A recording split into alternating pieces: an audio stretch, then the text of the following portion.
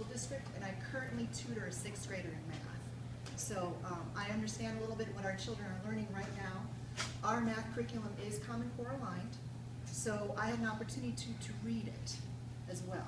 So, but first of all, I wanted to give you some reasons as to why I'm in favor of this bill. First, as an engineer, I like things being tested. We are responsible for millions of dollars in equipment. So we don't put new methods into production until they've been first tested in a controlled environment, trialed, and then expanded company-wide.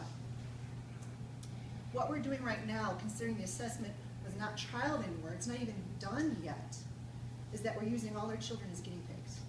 Now, I would hope that people would think our children are more important than expensive IT equipment. Second is the cost, which you touched on.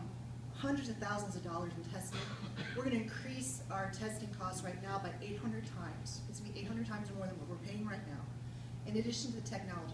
My school district alone spends $290,000 a year just in technology. That's just technology. And we pay for that. There's an ISL in our district. Second of all, control over the assessments. I'm a little concerned that these assessments are designed by a DC-based, federally funded consortium where neither Iowa parents nor duly elected representatives will have any control or say. That doesn't seem logical to me. But the main reason, again, as I said earlier, is that I've actually read the curriculum. And I have some examples of math problems here. So, I read the entire 5th grade math curriculum this past summer. Assessments, teacher's guides, student guides, the actual workbooks, everything from cover to cover. I built a spreadsheet of all the problems I have with curriculum.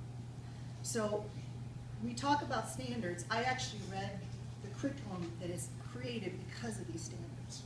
And I have some problems. First, it was confusing, poorly laid out, and contained subject matter that has no relation whatsoever to mathematics. There's a heavy reliance on calculators in early grades, such as kindergarten. And there's a huge emphasis on using estimates to get an answer, rather than actually learning how to get the right answer. As an engineer, we don't estimate, we're precise.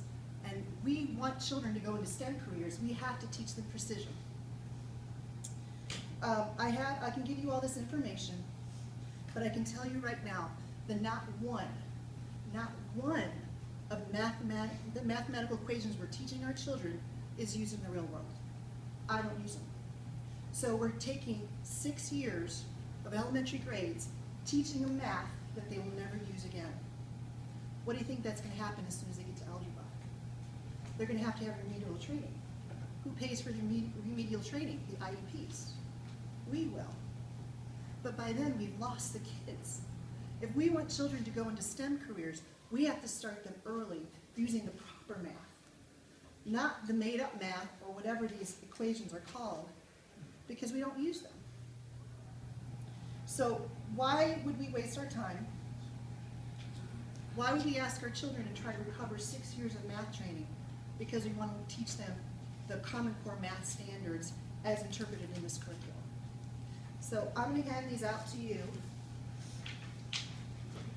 The first page is my spreadsheet with the references of the curriculum, as well as the examples of mathematical equations. Now, these are all pulled, except for the spreadsheet, that's how I do it. The actual equations are pulled from PowerPoints that train our teachers on the Common Core math. So my question to y'all is, we talk about standards, but grunts like me in the field are telling you, excuse my French, they're horrible. Or as I tell my fellow engineers, they're crap. Can I say that?